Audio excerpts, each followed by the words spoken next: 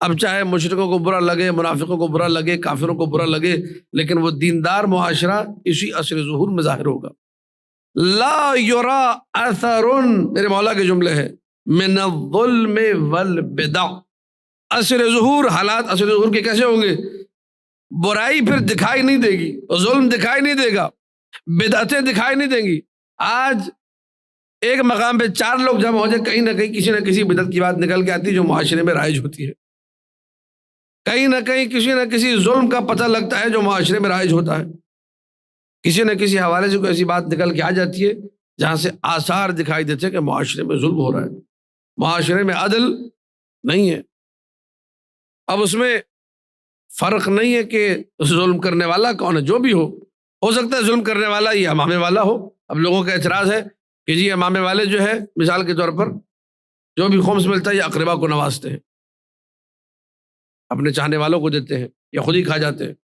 اگر یہ ظالم ہیں بچیں گے نہیں، سرکار کسی کو نہیں چھوڑیں گے، سرکار یہ نہیں کریں گے کہ یہ امامے والا ہے چونکہ میرے مدرسے میں پڑھتا ہے اس کو چھوڑ دو، نہ، پہلے اس کی گرفت ہوگی۔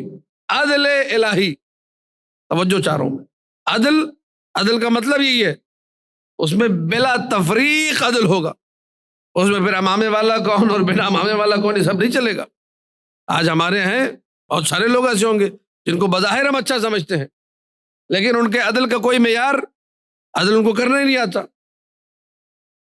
جو اپنے گھر میں عدل نہ کر سکے وہ معاشرے میں عدل کیسے کر سکتا ہے؟ اللہ اکبر۔ عدل سرکار کے زمانے میں کیسے رائج ہوگا؟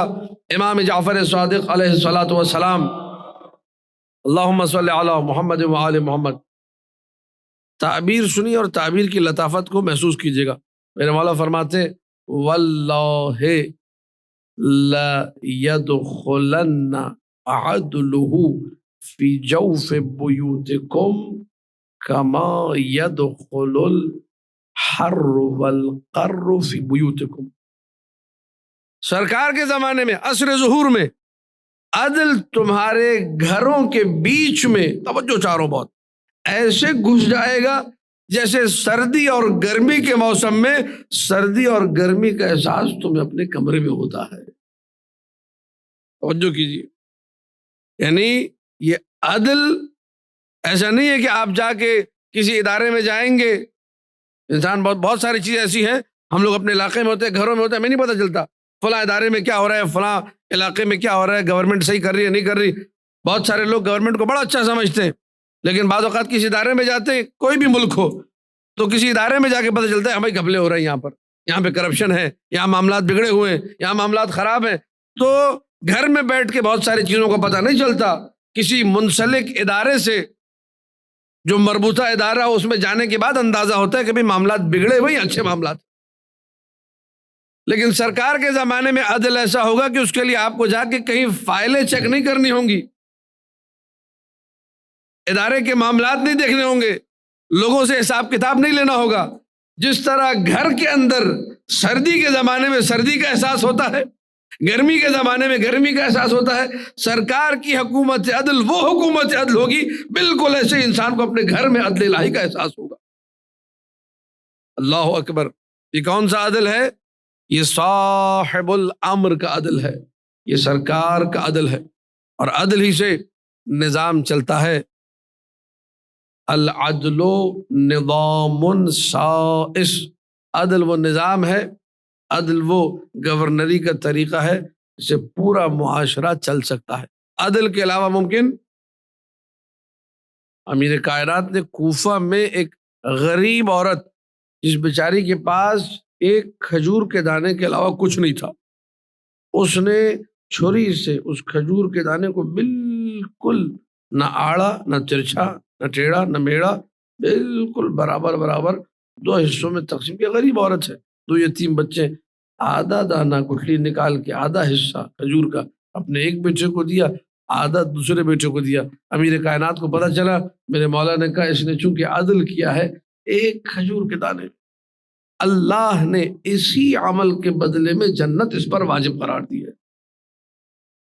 آج آپ دیکھیے کیا بندر بانٹ ہے۔ یہ میں اپنے محلے کی بات کر رہا ہوں، اپنے گھر کی بات کر رہا ہوں۔ میرا گھر شیعہ قوم، میرا گھر ہے، میرا گھر آپ لوگ ہے، میں آپ کے گھر کا فرد، آپ میرے گھر کے فرد، اس گھر کو سمجھیے گا.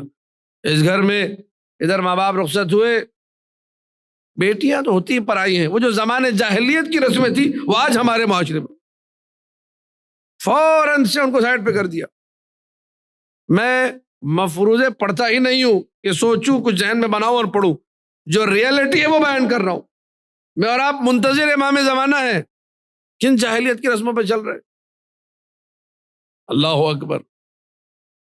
یہ اسی شہر کے واقعات ہیں، یہ اپنوں کے واقعات ہیں. بھائی بیمار ہوا، پتہ چلا مرض الموت میں ہے، صرف اس لیے کہ بھائی کے فلیٹ اور بھائی کے پیسے بھابھی کو نہ مل جائے. بھائی کے سامنے جا کے بھابھی کی خوب برائیاں کی گئی، طلاق دلوائی گئی، طلاق دی، بھائی مر گیا، سارا پیسہ بھائیوں نے ہڑپ کر لیا. کس نے کیا؟ یہ مشرکوں نے کام نہیں کیا، یہ بت پرستوں نے کام نہیں کیا، یہ مسلمانوں نے کیا. اور ان مسلمانوں نے جو اپنے آپ کو بڑا سچا اور مولائی مسلمان کہتے ہیں، اچھا کہتے ہیں. میں آگے زیادہ وہ جملے نہیں کہوں گا جس سے میری بھی دل آزاری ہو، آپ کی بھی دل آزاری ہو، لیکن میرے پاس ہے، ذہن اور قلب میں وہ جملے موجود ہیں. یہ لوگ جو معاشرے مہدوی کا انتظار کر رہے ہیں، 4 آنے کا عمل اس معاشرے جیسا نہیں رکھتے. نماز یہ پڑھنے کے روادار نہیں، زکوٰۃ اور خمس دینے کے روادار نہیں، امر بالمعروف کرنے کے یہ لوگ روادار نہیں، برائی سے روکنا تو ہے ہی نہیں، بھاگ نیچے کرو نکل جاؤ، برائی ہو رہی ہے تو ہو رہی ہے، میرا کیا لینا دینا. انتظار، ہم انتظار کر رہے ہیں. ہم نے کرنا کچھ نہیں ہے، نہ اپنے آپ کو اچھا کرنا ہے، نہ معاشرے کو اچھا کرنا ہے. منتظر ہم سے بڑا کوئی نہیں ہے، یہ نہیں ہو سکتا. قرآن نے سورہ حج آیت نمبر 41 میں علامت سے بیان کر دی ہے، جب عدل ہوگا تو ایسا ہوگا. امیر کائنات سلام اللہ علیہ جو تڑپتے تھے منبر کوفہ پر بیٹھ کر اپنے بیٹے مہدی کے ظہور کے لیے، آہ آہ واہن واہا لرؤیتہ، سینے پہ ہاتھ مار مار کے کہتے، ماتم کرتے ہوئے کہتے تھے، مولا کہ ہائے ہائے میرا دل مہدی کے لیے تڑپ رہا ہے. آج ہمارے اندر سرے سے تڑپ، آج ہمارے اندر اس عصر ظہور کی تڑپ موجود. اب دکھائیے اگر کسی کے پاس تڑپ، کوئی سرکار کے لیے تڑپنے والا. ہاں ہم سب تڑپنے والے ہیں، اپنی دنیا کے لیے تڑپ رہے، اپنے پیسے کے لیے تڑپ رہے. سرکار سے وہ محبت نہیں جو ہونی چاہیے.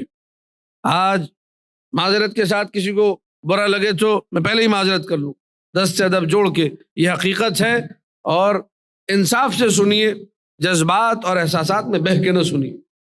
حقیقت پسند بن کے اور گراؤنڈ ریئلٹی کو اپنی آبزرویشن میں رکھتے ہوئے سنیے تو آپ بات کی تائید کریں گے.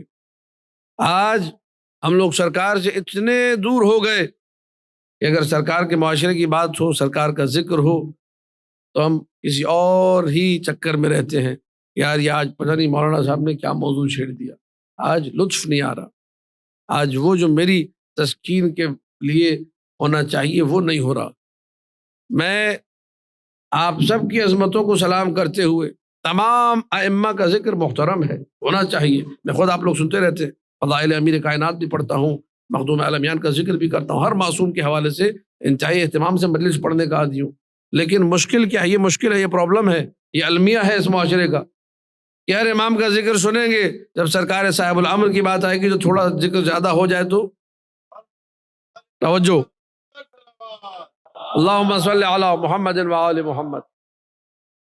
یہ مملکت خداداد پاکستان کا واقعہ ہے کہ ایک خطیب نے عشرہ محرم کا موضوع رکھ دیا، سرکار صاحب الامر کی معرفت. 3 دن انہوں نے مجلس پڑھی اور بہترین مجلس پڑھی. میٹر، آیتیں، روایتیں، سرکار کی معرفت کے لیے ہمیں کیا کرنا چاہیے، مولا کے قریب ہونے کے لیے کیا کرنا چاہیے، کیسے گریہ کرنا چاہیے، کون سی دعائیں پڑھنی چاہیے، کون سے اعمال کرنے چاہیے، پکارنا کیسے چاہیے، توسل کیسے کرنا چاہیے، کون سے صدقے دینے چاہیے، کون سی نظریں ماننی چاہیے، کیا کرنا چاہیے. سارا ذکر سرکار سے مربوط، جن کو معاشرے کا جاہل طبقہ مقصر بھی نہیں کہہ سکتا تھا کیونکہ بات سرکار کی ہو رہی تھی. لیکن 3 دن بعد ان خطیب سے کہا گیا کہ سرکار آپ موضوع تبدیل کریں، نعرے نہیں لگ رہے، سرکار آپ موضوع تبدیل کریں، مجلس گرم نہیں ہو رہی ہے، سرکار آپ تبدیل کریں، موضوع چھتیں نہیں پھٹ رہی ہیں، سرکار آپ تبدیل کریں، موضوع مجلس میں بھوچال نہیں آ رہا جو آنا چاہیے، جو شور شرابہ ہونا چاہیے. زبردستی ان سے موضوع تبدیل کروایا گیا. چوتھے دن سے انہوں نے بالکل نیا موضوع شروع کیا، کیونکہ بانی مجلس کو یہ لگ رہا تھا کہ سرکار کے موضوع پہ گرمی نہیں، سرکار کے موضوع پہ نہیں، ہمارے دل سرکار کے لیے گرم نہیں ہے، ہمارے دلوں میں محبت نہیں ہے۔ امیر کائنات سے محبت ہے تو ادھر نام علی آتا ہے، دل فوراً جوش مارنے لگتا ہے۔ کیوں؟ محبت ہے۔ وہی محبت وقت کے امام کے لیے کیوں پیدا نہیں؟